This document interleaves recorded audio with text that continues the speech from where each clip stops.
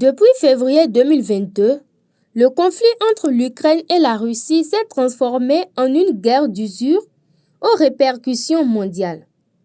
En août 2025, la tension reste vive, marquée par une escalade militaire et des manœuvres diplomatiques complexes.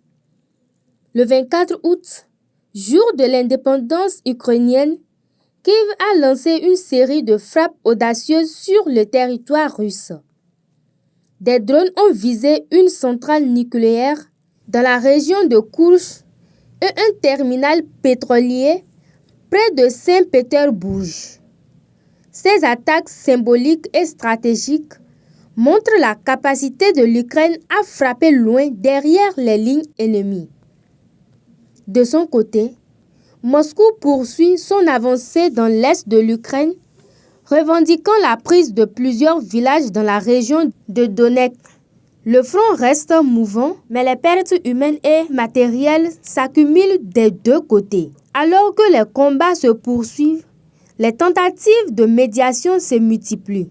Donald Trump, revenu sur la scène internationale, propose un plan de cessez-le-feu incluant des échanges territoriaux rejeté fermement par Kiev.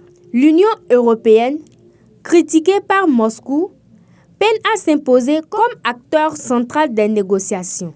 L'Ukraine exige des garanties de sécurité solides, tandis que la Russie menace de représailles en cas de déploiement militaire européen sur le sol ukrainien. Au-delà des frontières, cette guerre redéfinit les alliances et les équilibres géopolitiques. L'OTAN renforce son soutien à Kiev, tandis que la Russie cherche à isoler l'Europe des discussions de paix.